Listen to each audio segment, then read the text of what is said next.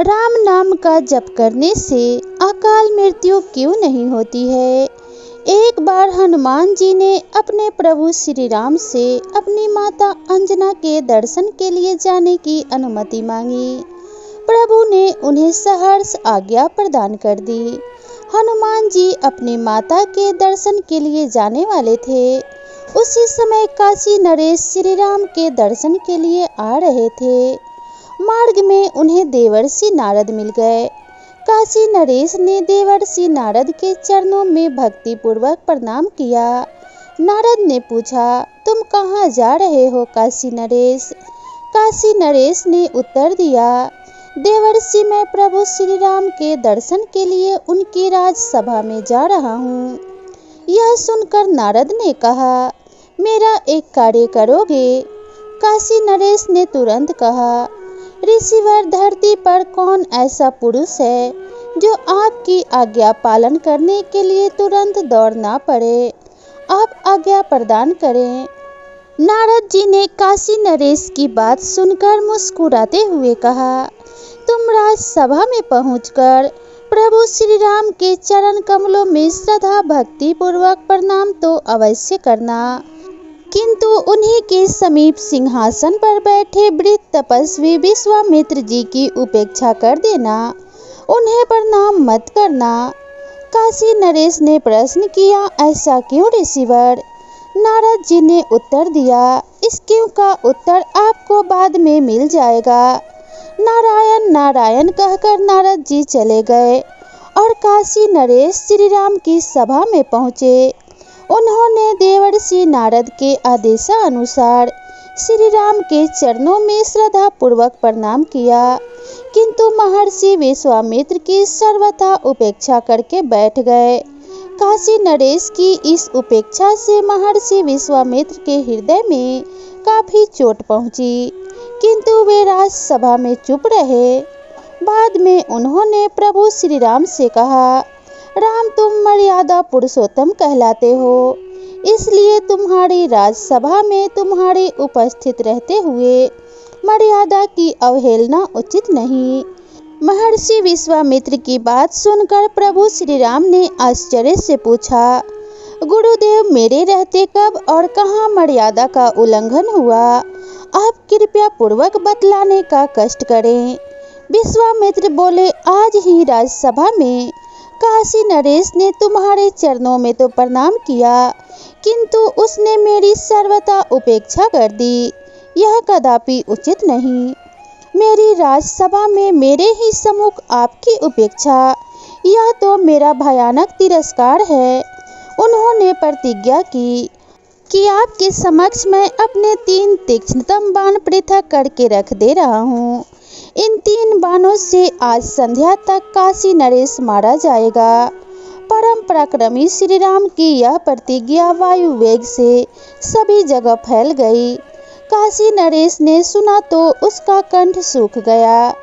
जीवन से सर्वथा निराश होकर वे दौड़े दौड़े नारद जी के पास गए और उनके चरणों में गिरकर गिड़गिड़ाते हुए बोले, देवर्षि नारद, श्री राम ने आज सायंकाल तक मुझे मारने की प्रतिज्ञा कर डाली है। नारद जी ने कहा कि प्रतिज्ञा तो मैंने भी सुनी है और श्री राम की प्रतिज्ञा सर्वविदित है कि रघुकुल में प्रतिज्ञा के लिए प्राण तक देने में आपत्ति नहीं होती। काशी नरेश रो पड़े और बोले, देवर्षि नारद, मैंने तो आपके आदेश का पालन किया था, जैसे भी हो आप मेरे प्राण बचाइए। नारद जी ने काशी नरेश को समझाते हुए कहा, आप चिंता ना करें, मृत्यु तो निश्चित होती है, वह किसी भी प्रकार टाली नहीं जा सकती। यदि भगवान श्री राम के बाणों से प्राण पखेरु उड़ जाए तो निश्चित ही जीवन सफल हो जाए, किंतु तुम मेरा एक काम करो। नारद जी ने काशी नरेश से धीरे धीरे कहा, तुम हनुमान जी की माता अंजना के समीप जाकर उनके चरण पकड़ लो। जब वे चरण छुड़ाने लगे तब तुम अपनी रक्षा के लिए वचन ले लेना। जब तक वे 3 बार तुम्हारी रक्षा के लिए वचन ना दें तब तक उनके चरण को पकड़े रहना, बस तुम्हारा काम बन जाएगा। नारद जी की बात सुनकर काशी नरेश भागे भागे माता अंजना के पास गए। माता अंजना बैठी हुई भगवान राम का जप कर रही थी। रोते कलपते काशीराज माता अंजना के चरणों में गिर पड़े। उनके चरणों को पकड़कर उन्होंने कहा, माता अंजना, आप मेरी रक्षा करें। आज सायंकाल तक एक समर्थ व्यक्ति ने मुझे मारने का संकल्प लिया है।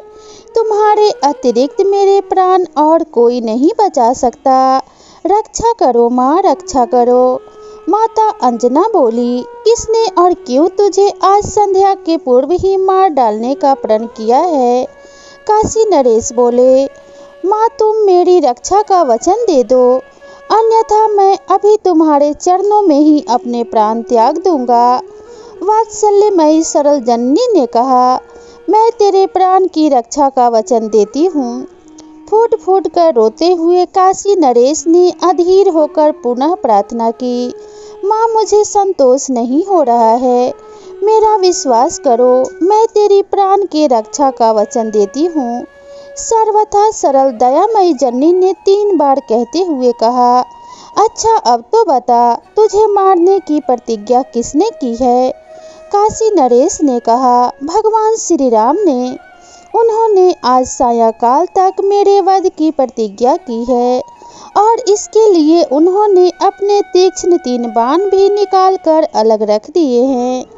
यह सुनकर माता अंजना चिंतित होकर बोली, श्री राम की प्रतिज्ञा कैसे अन्यथा हो सकती है? पर मैंने तुझे वचन दिया है, अतः प्रयत्न तो अवश्य ही करूंगी। उसी समय हनुमान जी ने वहां पहुंचकर माता का चरण स्पर्श किया। आशीर्वाद देते हुए माता ने कहा, बेटा तुम ठीक समय पर आए हो। अभी अभी मैं आवश्यक कार्य से चिंतित होकर तुम्हारा ही स्मरण कर रही थी। वह कार्य हो जाए तो मेरा मन हल्का हो जाए। हनुमान जी ने कहा, आज्ञा दीजिए माता जी, आपका कार्य करने के लिए तो मैं प्रति क्षण प्रस्तुत हूँ। माता अंजना बोली, पर काम तो कठिन है बेटा, इस कारण मैं चिंतित हो गई हूँ। माता अंजना की बात सुनकर हनुमान जी ने उन्हें आश्वस्त करते हुए कहा, आपकी कृपा से आपका पुत्र विद्या बुद्धि बल पौरुष और पराक्रम से ही संपन्न नहीं, उस पर निखिल भुवनपति श्री राम की अपार करुणा और वृष्टि भी निरंतर रही है। आप आज्ञा प्रदान कीजिए। माता अंजना ने कहा, यह सब कुछ मैं जानती हूँ मेरे लाल, किंतु काम अत्यंत कठिन है, इसलिए कहने में झिझक रही हूँ। माता जी, आपके पवित्र चरणों के सम्मुख में 1 बार नहीं 3 बार प्रतिज्ञा करता हूँ कि आपकी आज्ञा मिलने पर काम चाहे जितना भी कठिन हो, मैं उसे अवश्य पूर्ण कर आपकी चिंता दूर कर दूंगा। माता अंजना ने हनुमान जी के बल पराक्रम और उनकी मातृ भक्ति की प्रशंसा करते हुए कहा, बेटा मुझे तुमसे यही आशा थी और ऐसा ही विश्वास था बेटा। मैंने काशी नरेश को उसकी प्राण रक्षा का वचन दे दिया है। आज सायंकाल तक श्री राम ने उसका वध करने की प्रतिज्ञा की है और इसके लिए उन्होंने 3 तीक्ष्ण बाण भी निकाल कर अलग रख लिए हैं। माता की बात सुनकर हनुमान जी ने आश्चर्य से कहा, मेरे प्रभु श्री राम की प्रतिज्ञा। माता अंजना बीच में ही बोल पड़ी, पर बेटा मैं काशीराज को वचन दे चुकी हूँ और तुमने मुझे 3 बार वचन दिया है। शरणागत की रक्षा करना धर्म है बेटा। हनुमान जी ने कहा, ठीक है माँ, मैं कुछ करता हूँ। यह कहकर हनुमान जी ने माता के चरणों में प्रणाम करके उनसे जाने की अनुमति मांगी। माता की आज्ञा प्राप्त होते ही हनुमान जी काशी नरेश के साथ अयोध्या पहुँचे। वहाँ उन्होंने काशी नरेश से कहा, राजन तुम सकल कलेश नाशनी परम पावनी सरयू में कमर तक जल में खड़े होकर अविराम राम राम का जप करते रहो। काशी नरेश ने पवन पुत्र के आदेश का पालन करना आरंभ किया और इधर हनुमान जी तुरंत श्री राम के समीप पहुँचे और वहां उन्होंने भगवान श्री राम के चरणों में प्रणाम कर उनके दोनों चरण पकड़कर कहा, स्वामी, आज मैं आपसे एक वर की याचना करना चाहता हूँ। यह कैसे संभव है कि सर्वथा निष्प्रिय और अत्यंत संकोची हनुमान जी कभी कुछ मांगे और प्रभु अस्वीकार कर दें। श्री राम ने उत्साहपूर्वक कहा, तुम्हारे लिए अधिक कुछ नहीं हनुमान, तुम तो कभी कुछ नहीं चाहते, मैं तो सदा चाहता हूँ कि तुम मुझसे कुछ चाहो, कुछ मांगो, पर मेरी इस इच्छा की पूर्ति तुमसे नहीं हो पाती। बोलो तुम क्या चाहते हो? प्रसन्न होकर हनुमान जी ने प्रभु के चरणों को सहलाते हुए कहा, प्रभु, मैं चाहता हूँ कि आपके अमित महिमा में नाम का जप करने वाले की सदा रक्षा किया करूँ और मेरी उपस्थिति में आपके नाम जापक पर कभी कोई किसी प्रकार का प्रहार न करे। यदि दुर्भाग्यवश निखिल सृष्टि का सर्वसमर्थ स्वामी भी प्रहार कर बैठे तो उसका भी प्रहार व्यर्थ हो जाए। भगवान श्री राम ने तुरंत आशीर्वाद दिया, तुम नाम जापक की रक्षा करने में सर्वत्र सदा समर्थ होगे और तुम्हारी उपस्थिति में नाम जापक पर किया गया अमोघ प्रहार भी व्यर्थ सिद्ध हो जाएगा। जय श्री राम। यह कहकर हनुमान जी ने प्रभु के चरणों में मस्तक रख दिया और तुरंत सरयू के तट पर पहुँचे। वहां वे गदा तान कर अत्यंत सावधानी से खड़े हो गए और काशी नरेश से बोले, तुम बिना रुके निरंतर राम राम रटते रहो। स्थिति विचित्र हो गई। एक ओर सर्वाधार स्वामी श्री राम की सायंकाल तक नरेश के वध की प्रतिज्ञा और दूसरी ओर अनन्य भक्त हनुमान जी का उनकी रक्षा के लिए परिकरबद्ध हो जाना। राजा सरयू जल में खड़े होकर प्राण के भय से अनवरत रूप से राम नाम का जप कर रहे थे और वर प्राप्त हनुमान जी गदा ताने उनके रक्षा के लिए खड़े थे। बात विद्युत गति से फैल गई। अयोध्यावासी समस्त बाल वृद्ध नर नारी कौतूहलवश सरयू तट पर पहुँचे। प्रभु और सेवक की प्रतिज्ञा पालन का दृश्य देखने के लिए विशाल जन समुदाय एकत्र हो गया। सायंकाल हो चुका था। यह समाचार भगवान श्री राम को मिला। यह सुन वे कुपित हो गए। उन्होंने अपने प्रण का पालन करने के लिए पृथक रखे गए 3 बाणों में से एक बाण उठाया और अपने धनुष पर रखकर प्रत्यंचा कान तक खींची और बाण छोड़ दिया, किंतु उन्हें राम नाम का जप करते देख वह बाण उनका मस्तक छीन नहीं कर सका। वह नरेश के चुप होने की प्रतीक्षा करता रहा, किंतु हनुमान जी के द्वारा दीक्षित नरेश ने प्राण के भय से अविराम पूरी शक्ति से राम राम जपते ही जा रहे थे। निराश होकर प्रभु श्री राम का बाण उनके पास वापस लौट आया और उनसे निवेदन करने लगा, प्रभु, नाम जापक की सर्वत्र रक्षा के लिए आपने हनुमान जी को वर प्रदान कर दिया है और उस पर सभी प्रहार व्यर्थ सिद्ध होने की आपकी वाणी है। वह राजा निरंतर आपके नाम का जाप कर रहा है और बजरंग बली हनुमान जी गदा ताने उसकी रक्षा में तत्पर हैं। इस कारण मैं विवश होकर लौट आया। यह सुनकर श्री राम क्रोधित हो उठे। उन्होंने दूसरा बाण धनुष पर चढ़ाकर छोड़ा। वह बाण वायु वेग से चला और काशी नरेश का प्राण हरण करने के लिए उनके समीप भी पहुंचा, किंतु अब तो काशी नरेश हनुमान जी के आदेशानुसार सीताराम सीताराम का जाप कर रहे थे। दूसरे बाण को भी नरेश के कंठ का स्पर्श करने का अवसर प्राप्त नहीं हुआ। विवशता वह भी प्रभु श्री राम के पास लौट आया। उसने भी काशी नरेश के सीताराम सीताराम रटने और गदाधारी हनुमान जी के द्वारा उनकी रक्षा का वृत्तांत सुना दिया। मैं स्वयं सरयू तट पर चलकर इस धृष्ट नरेश और हनुमान जी को भी मार डालता हूँ। सत्य प्रतिज्ञा भगवान श्री राम अत्यंत क्रुद्ध हो गए। उन्होंने अपना विशाल धनुष तथा तीसरा बाण लिया और सरयू तट की ओर तीव्र गति से चल पड़े। उधर हनुमान जी ने सोचा, प्रभु अपने मंगलमय नाम की विरध रखते हैं और भक्तों के लिए वे अपना सर्वस्व त्याग देते हैं। भक्त उन्हें प्राण प्रिय है, अतएव उन्होंने काशी नरेश से कहा, अब तुम भगवती सीता और प्रभु के नाम के साथ मेरे नाम का भी जप करना प्रारंभ कर दो। राजा जय सिया राम जय हनुमान का जप करने लगे। काफी समय तक जोर जोर से नाम का जाप करते करते नरेश थक गए थे और उनकी वाणी भी लड़खड़ाने लगी थी। वे तो मृत्यु के भय से अत्यंत साहस पूर्वक जैसे तैसे नाम जपते ही जा रहे थे, किंतु मात्र भक्त हनुमान जी अपने एक अंश से काशीराज के कंठ में प्रविष्ट होकर जय सिया राम जय हनुमान का अनवरत रूप से जप करने लगे। क्रोधित होकर श्री राम को आते देखकर वशिष्ठ जी व्याकुल हो गए। उन्होंने सोचा, भगवान श्री राम की प्रतिज्ञा अन्यथा नहीं हो सकती, और कहीं उन्होंने नरेश के साथ हनुमान जी को भी मार डाला तो महान अनर्थ हो जाएगा। तब हनुमान जी के पास पहुंचकर वशिष्ठ जी उन्हें समझाने का प्रयत्न करने लगे। पवन कुमार, श्री राम जी तुम्हारे सर्वस्व हैं, उनकी प्रतिज्ञा पूरी हो जाने दो।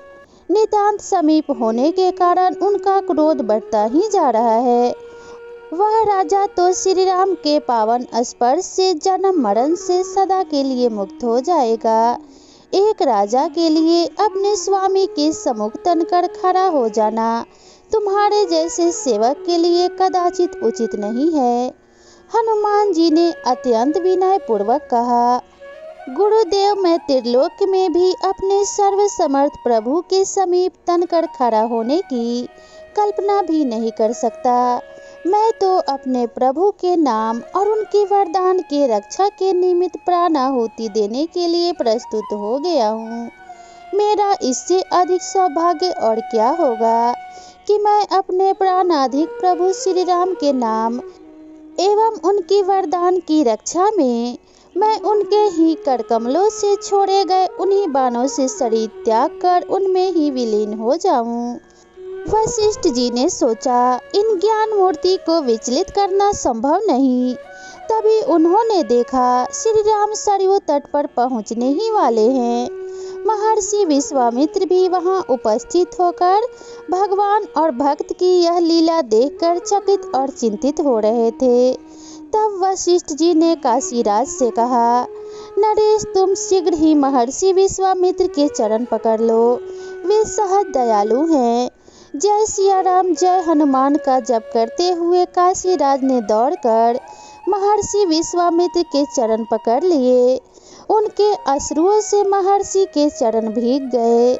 यह देख महर्षि विश्वामित्र द्रवित हो गए। उन्होंने सरसंधान किए हुए क्रुद्ध श्री राम से कहा, राम, काशी नरेश के अपराध का प्रायश्चित हो गया, मैंने उन्हें क्षमा कर दिया। अब तुम भी अपना अमोघ बाण धनुष में उतार कर तुनीर में रख लो। महर्षि विश्वामित्र के संतुष्ट होते ही श्री राम का क्रोध स्वतः ही शांत हो गया। उन्होंने गुरु की आज्ञा का पालन किया। तीसरा बाण धनुष से तुनीर में आ गया। राजा की प्राण रक्षा तो हुई ही, भगवान के सम्मुख भक्त हनुमान जी विजय हुए। यह समाचार माता अंजना ने सुना तो उनकी प्रसन्नता की सीमा न रही। भगवान श्री राम ने हनुमान को प्रसन्न होकर गले से लगा लिया। तब वहां नारद जी पहुँचे और उन्होंने श्री राम जी को बताते हुए कहा कि मैंने ही काशी नरेश को यह युक्ति सुझाई थी। मैं देखना चाहता था कि राम का नाम जप करने वाले की अकाल मृत्यु होती है या नहीं, और मैं इस बात से निश्चित हो गया हूँ कि राम नाम जपने वाले की कभी अकाल मृत्यु नहीं आती, और जो भी राम नाम का जाप करता है उसकी सदैव हनुमान जी रक्षा करते हैं और उसके ऊपर कभी कोई संकट नहीं आने देते। तो प्रेम से बोलिए जय श्री राम जय जय हनुमान। तो दोस्तों, आज के वीडियो में बस इतना ही। आपको ये वीडियो कैसी लगी हमें कमेंट करके ज़रूर बताइएगा, और ऐसे ही नई नई कथा और कहानियों के लिए मेरे चैनल को ज़रूर सब्सक्राइब कीजिएगा। तो मिलते हैं इसी तरह की नई कहानी के साथ, तब तक के लिए नमस्कार।